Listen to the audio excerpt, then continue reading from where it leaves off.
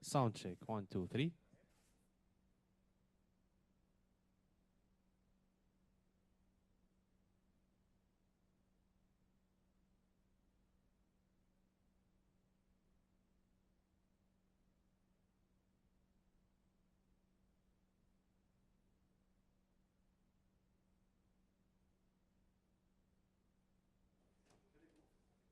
لا تبلش لأنه معطيك اوكي.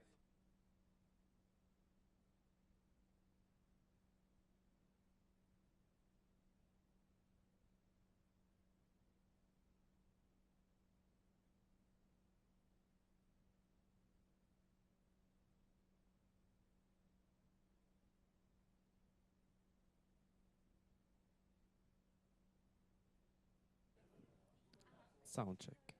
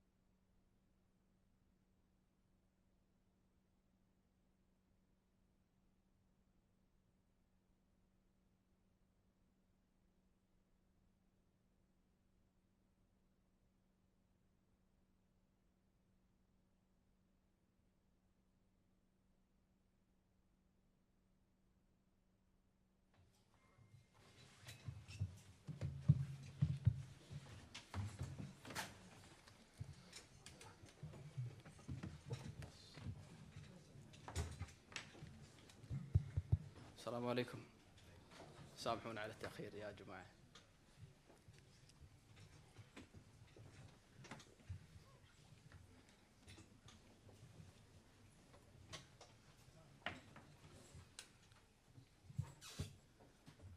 Distinguished panelists and guests, it's a pleasure and an honor to be your moderator for this session, titled COP28 and Climate Justice, Steps in the Right Direction. I am thrilled to see such a diverse group of people gathered here today, all united by the shared commitment of addressing the pressing challenges posed by climate change. On behalf of Dr. Mohamed Al-Ali, CEO of Trends Research and Advisory, I'd like to thank Al-Ittihad News Center and everyone who made today's event possible. My name is Sultan Rubai, Deputy Head of Research and Advisory at Trends. Our gathering today couldn't be more timely as we speak in the 28th Conference of Parties here in the UAE, as we witness the accelerating impacts of climate change around the globe. The need for effective and innovative approaches to climate justice mechanisms has never been more urgent. This session promises to be a crucial step forward in our collective journey towards a more sustainable and resilient future. Throughout this discussion, we'll dig into key insights for the importance of joint action, climate justice and human rights relations, and social sustainability inclusion for climate action. I encourage each of you to bring your insights and experience and innovative ideas to the table. Together, we have the power to drive meaningful change and shape policies and practices that will make a real difference. Without further ado, let's dive into this session, knowing that these discussions and ideas that emerge today have the potential to shape the future of climate justice and adaptation for generations to come. Please note that each speaker will have 10 minutes to speak, and then we'll move to questions from the audience. With that, I'd like to introduce today's speakers and their topics. First, we have Mr. Granit Laganda, Director of Climate and Disaster Risk Reduction at the United Nations World Food Programme, who will speak about climate justice on the COP28 agenda, the importance of joint action, and Councillor Salim Al-Zaabi, Head of Federal Prosecution for Emergencies, Crises and Disasters, who will speak about climate justice and human rights, reciprocal relationship, and Ms. Louise Cole, Global Director for Social Sustainability and Inclusion at the World Bank, who will speak about social sustainability and inclusion for climate action. Dear all, kindly note that live translation for this session is available. If you want translation, please الترجمة فضلا قوموا برفع يديكم للمساعدة وبذلك أعطي الآن الميكروفون للسيد العدالة المناخية في أهميتها وهو مدير إدارة الحل لمخاطر المناخ والكوارث. Thank you very much شكرا جزيلا لك لهذه الدعوة الكريمة. أنا أقدر ذلك بشدة وأقدر هذه الفرصة بأن أكون معكم للحديث عن العدالة المناخية في مؤتمر الأطراف. ونحن نرى بأن برنامج الأغذية هو الأكبر في الأمم المتحدة، ومنذ 10 أو 15 عاما لن ترون لما كنتم لتروا هؤلاء الممثلون في هذا الملتقى. وبالطبع نحن في الأعوام السابقة قد رأينا بأن الوتيرة تتسارع في اتساع رقعة الاعتماد على المساعدات الإنسانية الخاصة بالأزمات المناخية والكوارث المناخية من الفيضانات والإعصارات، وأيضا من خلال النظام الذي يعمل على المساعدات الدولية لمساعدة الإمدادات وتمكين الإمدادات الإنسانية. نحن هنا لأن التغير المناخي وأيضا هو بالفعل مشكلة إنسانية فيما يتعلق بهذه الكوارث للعديد من الجميع الذين يجدون أنفسهم في هذه الكوارث الإنسانية والأزمات الإنسانية. نحن لقد رأينا بأن هناك 300 مليون حول العالم يواجهون هذه المشاكل المتعلقة بالتغير المناخي، وهم أيضا يفقدون هذه الموارد، وكذلك بطبيعة الأمر فهم يحتاجون إلى الدعم. هذا الرقم هو يتضاعف منذ 2019 والعام السابق في 2022 هناك 7 مليار من الأشخاص الذين دفعوا إلى المجاعة بسبب التغيرات المناخية. وأيضا نحن نواجه هذه الأحداث العميقة والتي تستدعي المساعدات والإمدادات الإنسانية. وبهذا الشكل فإن تمكين النظام الإنساني للمساعدة هو هام جدا، ونحن نعتمد على ذلك أيضا مع الشركاء مثل دولة الإمارات العربية المتحدة في مواجهة ومكافحة هذه الأزمات. وأيضا أشكر دولة الإمارات على وضعها هذه المشكلة في مركز وفي جوهر التغير المناخي منذ اليوم الأول للتعافي المناخي في العالم. وهذه كانت أول مرة بأن الأشخاص في الأماكن حول العالم يتم اعتبارهم ويتم إدراكهم، وكان هذا من خلال المباحثات الحثيثة المتعلقة بالتغير المناخي. وبهذا الشكل نحن نتمكن من التواصل وأيضا الربط بين صناع القرار للحصول على أكبر تعافي وأيضا الاستمرارية في حماية الأرواح. وعندما يتعلق الأمر بالتغير المناخي والعدالة المناخية نحتاج إلى تمكين هذه المساعدات والإمدادات. نحن بهذا الشكل نقوم بحماية الأشخاص الذين هم يتأثرون بالمواجهة في التغير المناخي، وكذلك نحتاج إلى الارتقاء بمستوى النظم إلى المستوى الأعلى، والعمليات تحتاج أن تأتي بالشكل المرجو. وكذلك نرى في هذه المحادثات هنا في مؤتمر الأطراف 28 قد تحدثنا عن ذلك، وبالفعل نحن الآن نتحدث عن الحلول لهذه المشاكل التي يمكن فقط انتهاجها إذا عملنا معا. وبذلك نحتاج إلى إيجاد الدفاع والذي سوف يوائم بين التغير المناخي وبين أيضا الأزمات التي يمكن أن تحدث. في الخط الأول من الدفاع نحاول دعم التكيف المناخي، وهذا يأتي بمستوى وبصعيد يتزايد ويرتفع. كما تفضل سعادة الرئيس للمؤتمر المناخي قد تحدث عن التعافي المناخي يجب أن يكون في أولى والأولويات الخاصة بالمحادثات التي سوف تمكننا من الحصول على النظام التعاوني والذي سوف يمكننا من أيضا تقليل درجة الحرارة. أما فيما يتعلق بالمرحلة الثانية ومن زاوية أخرى نحن ننظر إلى الالتزامات، وهناك تقرير قد رأيناه من خلال الأمم المتحدة وبرنامج الأمم المتحدة وهو متعلق بالتكيف المناخي، وهو يتحدث أن خط الدفاع ليس قويا، وكذلك هناك 20 مليار من الدولارات هي The adaptation needs in developing countries are between 200 and 300 billion US dollars. So we have a real gap here. That means there's not enough protection being built in the places that have the highest humanitarian needs and the highest impacts. So in the absence then of protection on the mitigation and on the adaptation side, the next line of defense is what's called here in the COP28 lexicon, loss and damage. We try to strengthen protection of people where we know that they need that protection already next year and not in 5 or 10 years from now when adaptation programs are being built. So we need to try to find ways to have disaster preparedness, contingency planning, early warnings. We can protect people with insurance-based mechanisms from climate extremes, but we need to do this now because the impacts are going to hit in a few weeks or in a few months from now, and not only in a few years. And if then this line of defense is also failing, the next one is humanitarian assistance, which is essentially life-saving support after, for many people, it is already too late.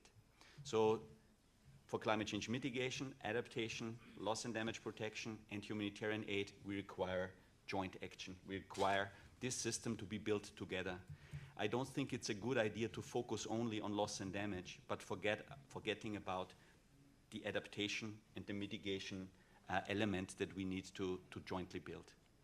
I should also add, and this is very important for us, that last year at around that time in Sharm el-Sheikh, the COP28 presidency has had a very, very open mind about the situation of people in fragile and conflict-affected environments.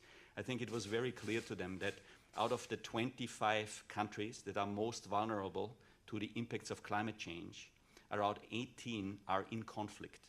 These 18 countries, they account for around 3% of global greenhouse gas emissions, but more than 50% of all humanitarian needs. So working in fragile and conflict-affected countries will be a really important partnership. We hope that we can keep working together with the UAE and our other partners to also not only provide humanitarian relief, but also provide these protection and the preparedness that is necessary to avoid an escalating humanitarian crisis. Thank you. Thank you, Mr. Granit, for shedding light on the important lines of defenses. They are all important, as you said: climate change mitigation, adaptation, loss and damage, and humanitarian assistance. Thank you so much. Now we'll move to Councillor Salim Al-Zaabi, Councillor, who will speak about climate justice and human rights, a reciprocal relationship. The mic is yours. Assalamu alaikum wa rahmatullahi wa barakatuh. Bismillah ar-Rahman ar-Rahim. Thanks for Trends and their partners for having me here. Thanks for everybody who came to hear from the justice sector as well. It's actually an added value to be here with you and with my colleagues as well. And wherever the justice sectors are available and working with the teams who's working here in COP28, definitely we will add value as a justice sectors. Everybody think that we have to be on the courts only, and we have to be on the legislations only. But actually, we do have a job to do. We do have a work to do as well to add a value to the efforts of COP28. So when we talk about justice, justice means delivering rights to everyone, delivering justice to everyone, to feel satisfied. So we have to ask ourselves, is justice has been delivered by all the actions has been made by those industrial countries, or by those who's having the big impact for the environmental climate change? So when we talk about justice, we talk about rights.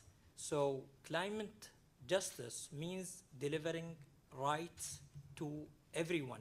So the people have rights to live, have rights to health, have the rights also to be on their countries, on the places where they have raised, on the places where they have grown.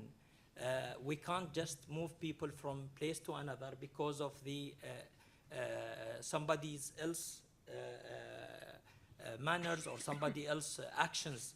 So it is a real connection between the climate justice and human rights. Again, the climate justice will deliver human rights by adding the giving everybody's rights in health and in life, and to be on their homes as well, very secured. For us in the UAE and the emergency crisis and disaster prosecution, we put the environmental cases on the jurisdiction of the emergency crisis and disaster prosecution. Why? Because when we talk about emergency crisis and disaster, we have to talk about the collaboration. We have to talk about the cooperation between all the countries, between all the entities. So it's very clear for us that the climate justice is very linked to human rights. Their rights of saying what they have to say, their rights of talking about the impact. it is not fair that the impact has been delivered by the big countries, and this impact came to the vulnerable countries. So we have to make it equal.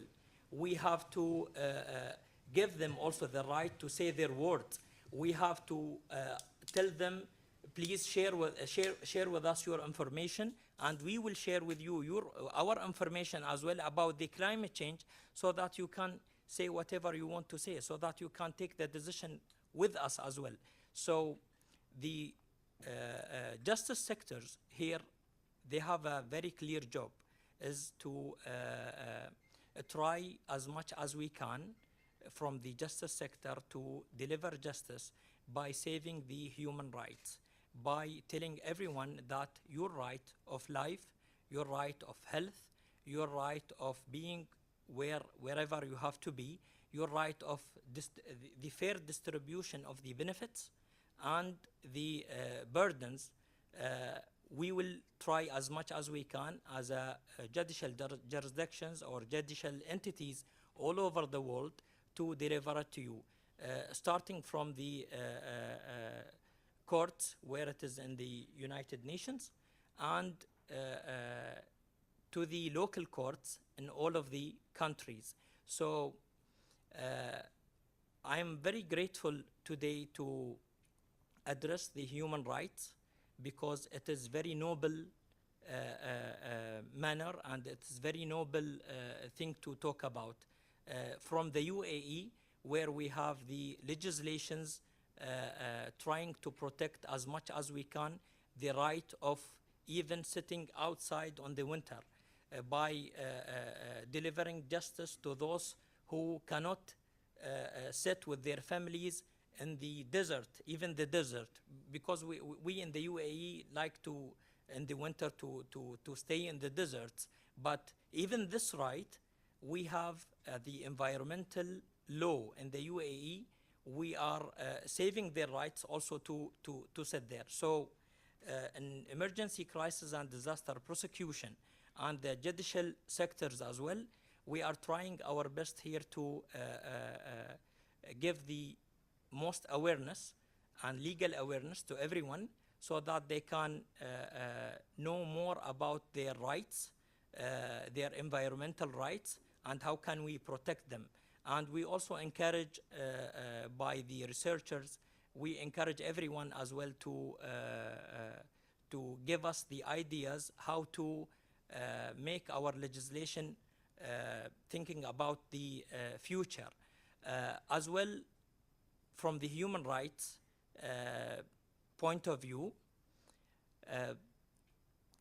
the new generation, they have the right as well to see what is the resources and to get the benefit from these resources, what we have now.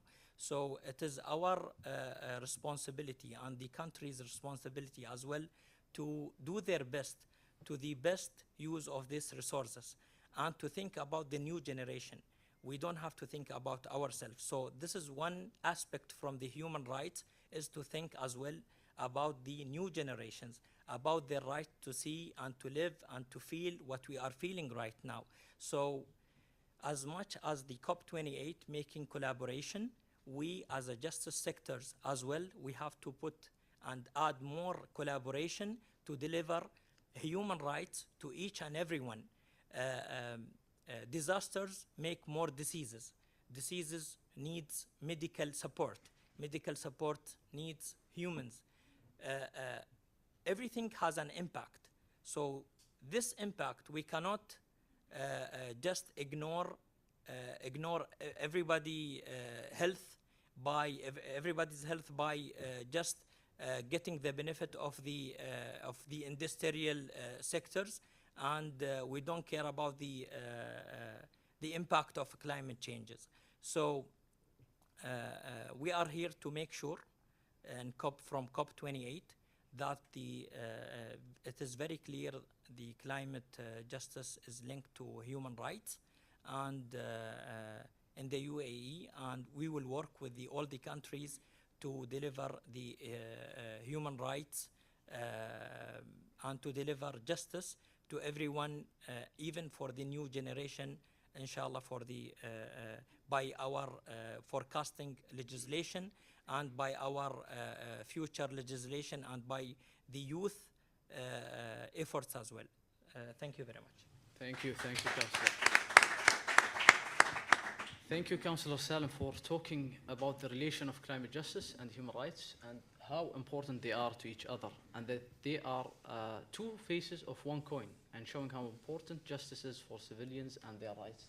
And now we'll move to Ms. Louise Court, Global Director for Social Sustainability and Inclusion at the World Bank, to talk about social sustainability and inclusion for climate action. Thank you. Salam alaikum. It's a real pleasure to be here today, and it's a real honor to be in an event on climate justice, which is at the heart of our efforts to address climate change. I would say climate change is not only an environmental crisis, it's not only a humanitarian crisis, which I agree it is, as Gernot said. It's also very much a social crisis. When girls have to look for wood and for water further and further every day and need to drop out of school, it's a social crisis. When their parents are forced to put them into early marriage to seek some finance, it's a social crisis. When the assets that will create the future sources of income for young men and women are eroded by drought or by floods, and they spurns them to go on migration paths, it's a social crisis. And it's so heartwarming to see here at COP28 with UAE, to see that for the first time, I would say, social issues are hitting the mainstream agenda. It's critical that we're seeing discussions in the negotiations on adaptation finance. We have a ministerial meeting on locally led climate action. And for the first time, we have indigenous peoples who are observers, official observers of the negotiations. This is a huge step forward for the social agenda. At the World Bank, we are investing 38 billion last year in climate finance. About half was adaptation and the rest was mitigation. In particular, we are expanding our efforts to put resources at the local level, where the most vulnerable people, we've learned, are at the forefront of fighting climate change. This means when we spent 3.7 billion in 15 projects over the last year to do locally led climate action. This means we give support to communities to develop resilience plans that may be around smart agriculture, it may be around drought-resilient infrastructure, it may be adaptive social protection programs, whatever they decide that they need to build resilience. We then transfer the funds through the fiscal system to support these resilience plans. This builds the social contract. This also enhances resilience of the most vulnerable communities. In West Africa, we have 1.5 billion in CD, what we call community-driven development projects, working on climate action in 11 countries, really building on this nexus of climate, fragility, and development that is so critical to climate justice, as we just heard. In addition, we're working to strengthen the access of indigenous peoples and local communities to climate finance. Increasingly, they're going to be playing a key part as stewards of nature. 80% of biodiversity is in the hands of indigenous peoples. They also manage 25% of above-ground carbon. It's absolutely essential that we put resources directly in those communities so that they can build on their indigenous knowledge to protect biodiversity and to avoid carbon emissions or sequester carbon emissions. Through our program Forest Carbon Partnership Framework, we're working with 15 countries, spending 700 million to strengthen their capacity to access carbon markets. This week, or I should say now last week, the weeks do tend to blend together at COP, our president launched Carbon Market Initiative with Integrity. For us, this is an essential part of ensuring that as carbon finance and climate finance reaches vulnerable communities. We've already been able to make payments in Ghana, Costa Rica, and Madagascar under this program.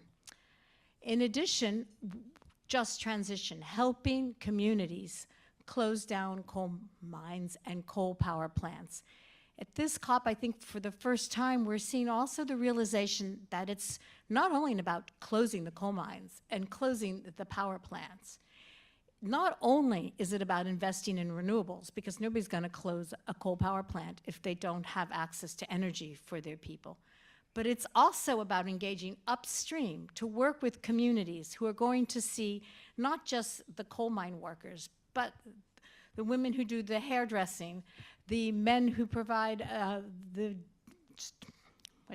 services to the communities not related to the coal mine who will be impacted. So we need to work with the entire community and to reimagine what will be their income stream. And this takes time. We've learned this from coal mine transitions in the United States, in UK, in Germany, that this process doesn't happen overnight, and that if we want to see coal mines close, we need to be working now with communities for what will happen tomorrow. And it's good to see that this has been recognized. But also, climate justice is about making sure that the resources reach those who need it most. I just described some of the mechanisms that we're using. But we also need to hold governments to account. We also need to make sure that voices are heard in deciding how climate finance is spent. And for that, we have a Green Accountability Initiative where we're supporting civil society to be able to engage with government on where climate finance goes, to express the priorities of communities and local areas, and to ensure that government funds reach those priorities. At this COP, we launched the Green Accountability Initiative together with World Resource Institute, the WAWU Commission, and South-South North to support civil society in 5 countries expand their capacity to engage directly on climate finance. So finally, looking ahead, what can we do more of? We need evidence. We need to understand what works. Each community is different. Locally led climate action is not something every government is willing to do, to transfer resources down to the local level to build adaptation. So we created a locally led climate action platform where we're working with other donors and client countries to develop knowledge, to share experiences, and to build the evidence base, and so that we can say, you invest $1 in this program, we will be building out that resilience of a community. We're also providing support to carbon markets on the standards to make sure that under Article 6, that there are adequate standards as we scale up carbon markets to ensure that the concerns, the risks, and the needs of vulnerable groups are protected as we expand and develop these markets further. So finally, social sustainability is about creating a world where we thrive today, but where our children and grandchildren will also thrive. It's based on principles of inclusion, resilience, resilience to climate change, resilience to fragility, resilience and freedom from violence, as well as the ability to live in a community where there's trust. Because we know where there's more trust, there's a greater ability also to be resilient. We've seen communities with higher trust did better during COVID and have done better during earlier disasters. And finally, to have decision-making processes that exist where all voices may be heard to create this better world. This is not only important in and of itself as a good thing to do, social sustainability is also critical because it's going to help us reach our climate goals faster, and it's going to help us deliver on the SDGs faster. So with that, thank you very much. Thank you. Thank you, Ms. Lewis, for talking about the social sustainability and how indigenous people can have a real tangible impact on climate action, and also the importance of climate finance and the carbon markets. Thank you all. Now, I open the questions for the audience. Please raise your hands if you have a question. Someone will get a mic.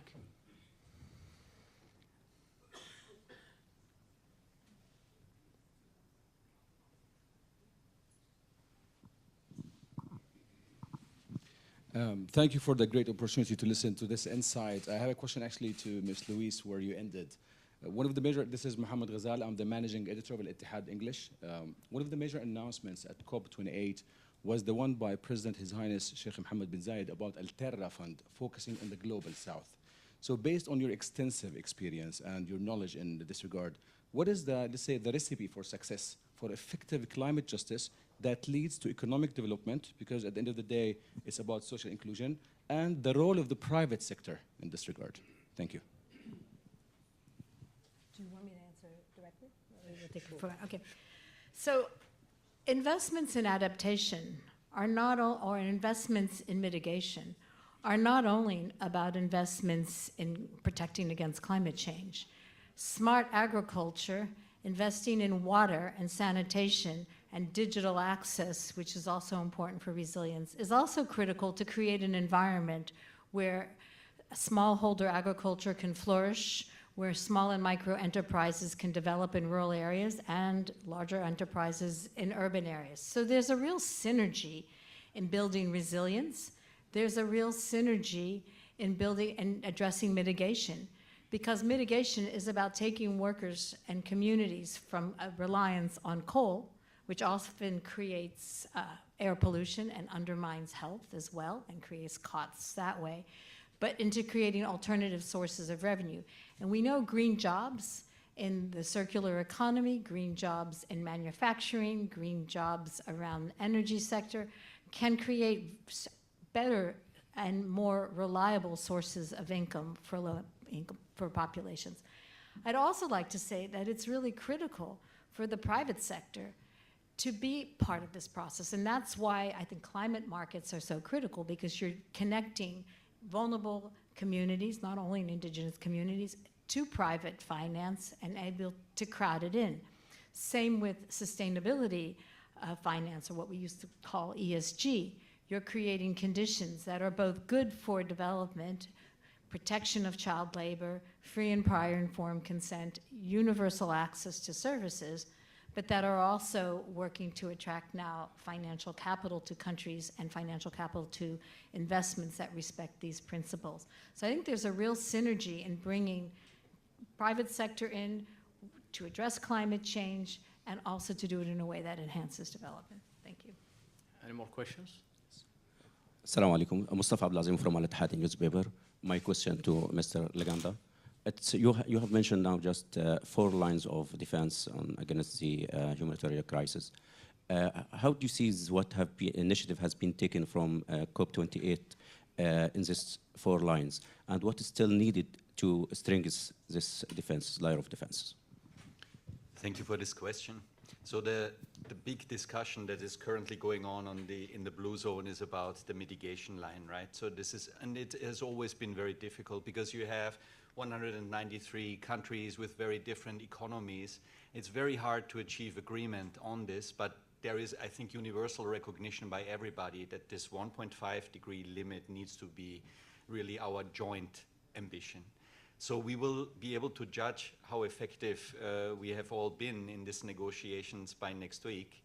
I can tell you that on the second line of defense on adaptation, there have been new commitments, new pledges. The Green Climate Fund has been equipped with over 12 billion US dollars. Half of that financing is supposed to go into mitigation, half into adaptation. And then there is a loss and damage fund that has been established, which is widely considered a very necessary step and a success. For the first time ever, such a fund has been built.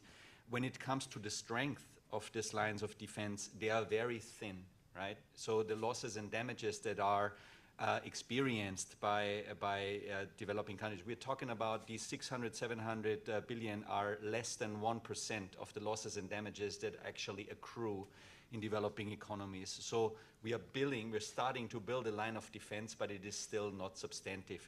So this is why collectively, I think, we will be challenged to become better at sequencing and combining different funding sources we already have in the system. I do not think it's realistic over the next 5 years to expect that the adaptation gap will be closed, the loss and damage fund will go to 100 billion or more. We need to also start combining development finance, humanitarian finance, climate finance in ways where the sum is more than its parts. For example, when we talk about just in the region, our programs in Somalia or in Yemen, people think that everything that's going on is humanitarian aid and we cannot do climate action in Yemen, but we can. We can, for example, working with one of our partners, Google, we can downscale weather forecasts to such a degree that a farmer in Somalia, even though there are no weather stations and no observational network, can have access to an early warning forecast. We use our humanitarian system to deliver the early warning, and we deliver cash based on a forecast before a flash flood hits a vulnerable household. This saves us humanitarian finance, but that system needs to be built with development and climate money. So there is, I think there are ways, there are systems where we can all become a little bit more innovative, working together, and it requires us to step a little bit out of our spaces in the aid system, bridge private and public sector financing more innovatively, and I think that is, for me, something that this COP did very well because it brought the private sector, the public sector together. You also have a green zone, blue zone that has, I think, creates a little bit of permeability between the public and the negotiators, the private and the public sector. Right, so we have room for one more question. Hello, I'm Isidora with Al Ittihad, Senior Editor. First, I want to thank all the participants for their amazing contribution for this important event. And secondly, I also have a question for Mr. Laganda. So, considering the multifaceted nature of climate change impacts on food security, so what kind of partnerships or, say, collaborations does the World Food Programme deem as particularly important for enhancing its response to climate shocks? Thank you.